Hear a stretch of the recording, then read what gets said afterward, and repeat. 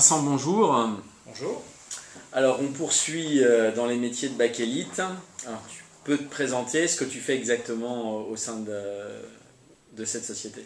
Donc Vincent Frateroli, donc je suis vice-président de Bakélite, également cofondateur avec Sébastien et Thomas.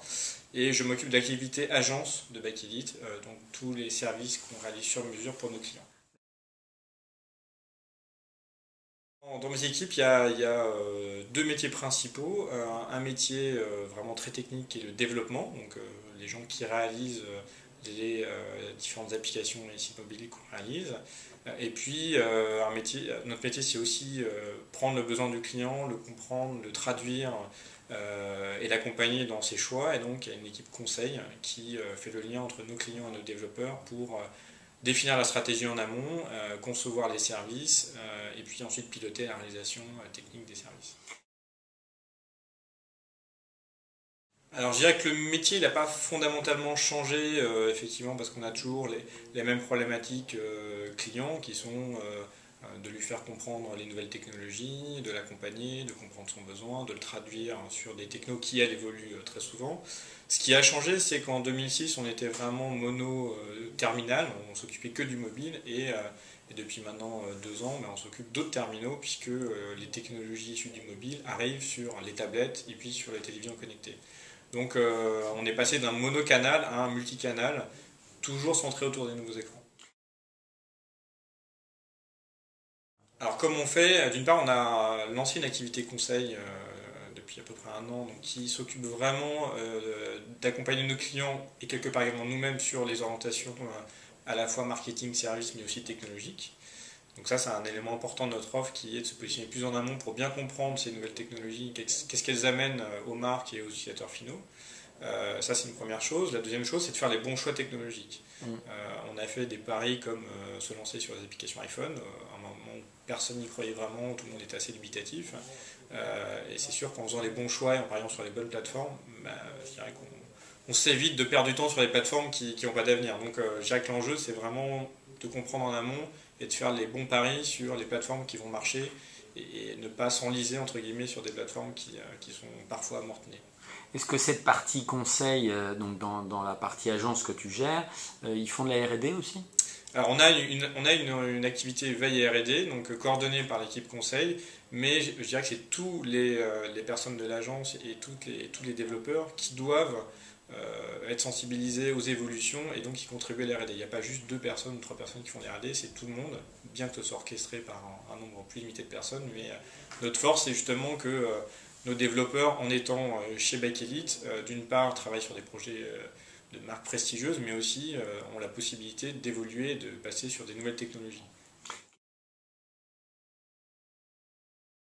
Dans un projet finalement client, on met en scène finalement 4 profils, des designers donc, qui sont en charge des créations graphiques, des consultants fonctionnels qui vont définir le service d'un point de vue fonctionnel et marketing, des consultants techniques qui vont eux gérer toute la relation technique avec le client, et ensuite les développeurs qui vont réaliser les développements de l'application. C'est important de s'imprégner de l'image de la marque parce qu'on travaille sur des marques très importantes, donc il y a vraiment un code de la marque à bien intégrer dans le code de chaque plateforme, et donc c'est vraiment un mariage à bien réaliser. Donc je dirais que les gens qui vont dans un premier temps aller rencontrer nos clients, ce sont bien sûr les chefs de projet qui vont piloter au quotidien le projet, mais aussi nos équipes créatives qui vont devoir traduire l'esprit de la marque dans les services qu'on va réaliser.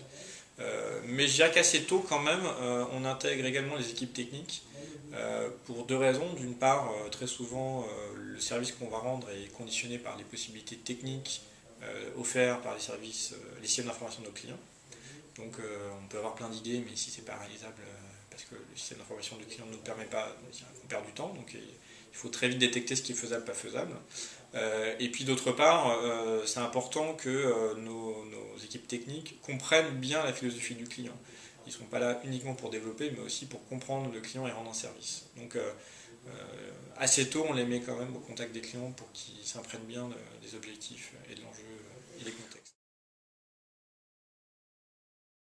Alors, au total, Bakelit, c'est plus de 60 personnes, donc il y a quand même une masse critique aujourd'hui qui nous permet justement de pouvoir suivre toutes ces différentes technologies.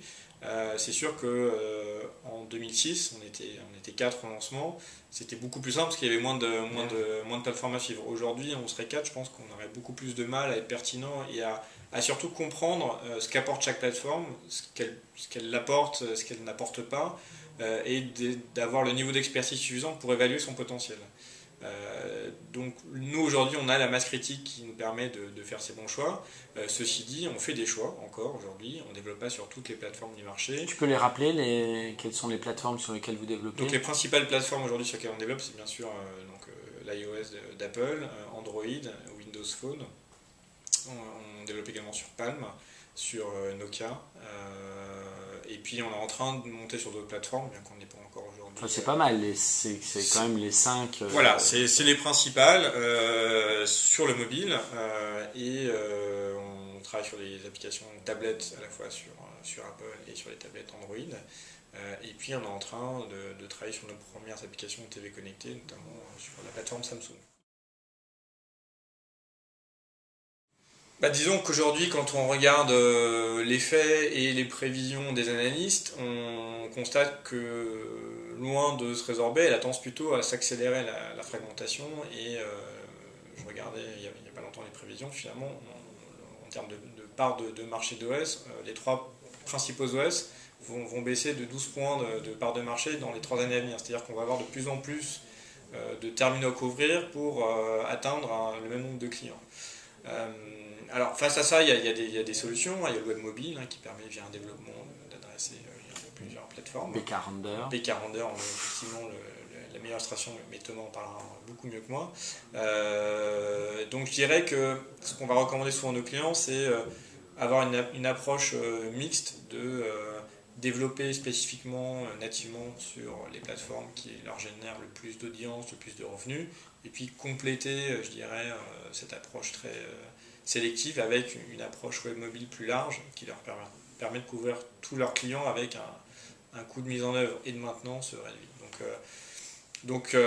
Mais pour revenir à la question, effectivement, la fragmentation semble durable et on ne voit pas de raison, en tout cas sur la partie applicative, qui conduirait à avoir uniquement un acteur qui impose sa technologie sur l'ensemble des plateformes. Vincent, merci. Merci.